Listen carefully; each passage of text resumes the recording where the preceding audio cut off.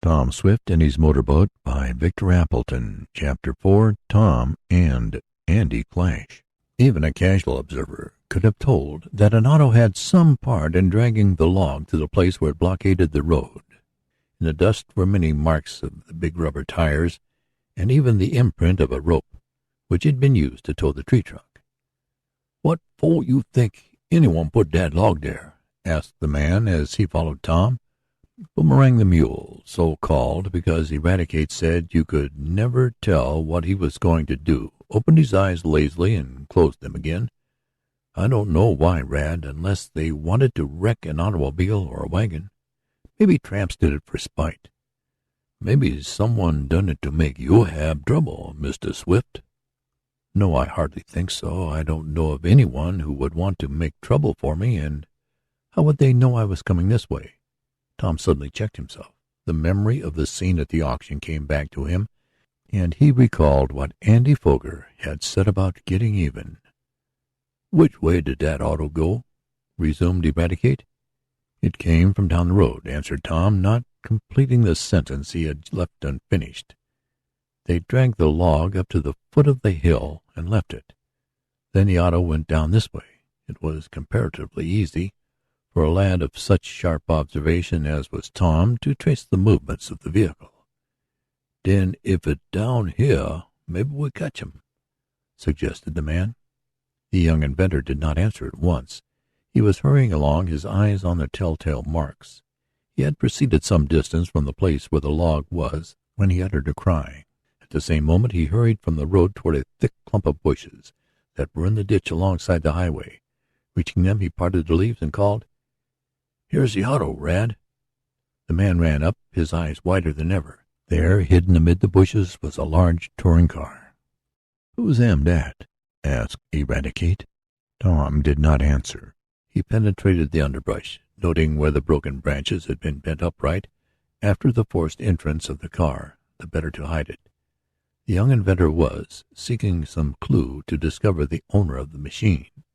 To this end he climbed up in the tonneau and was looking about when someone burst in through the screen of bushes and voice cried, "Here, you get out of my car."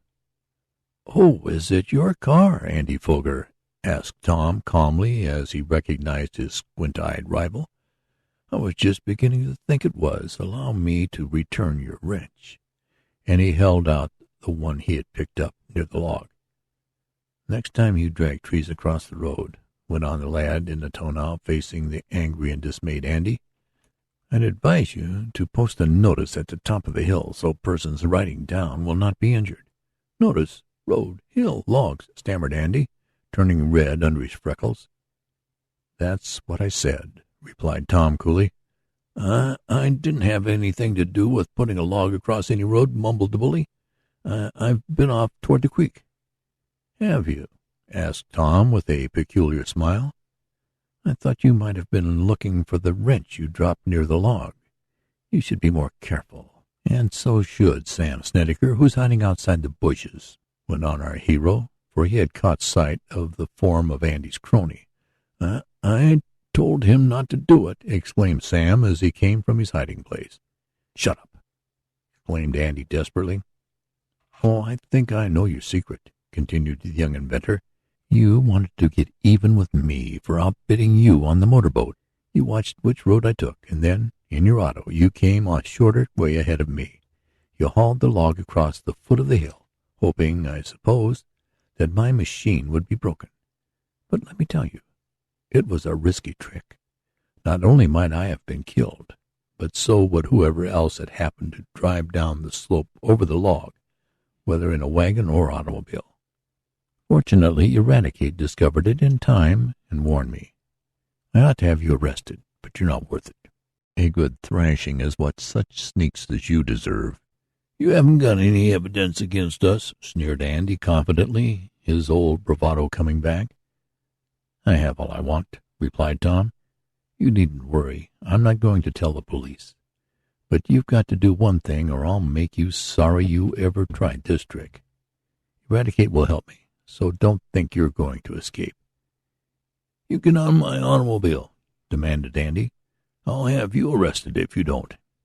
"I'll get out because I'm ready to, not on account of your threats," retorted Mr. Swift's son. "Here's your wrench. Now I want you and Sam to start up this machine and haul that log out of the way." "Suppose I won't do it?" snapped Andy. "Then I'll cause your arrest, besides thrashing you into the bargain. You can take your choice of removing the log so travelers can pass, or having a good hiding, you and Sam. Eradicate, you take Sam, and I'll tackle Andy." "Don't you dare touch me," cried the bully, but there was a whine in his tones. "You let me alone, or I'll tell my father," added Sam. I didn't have nothing to do with it, anyhow. I told Andy it would make trouble, but he made me help him."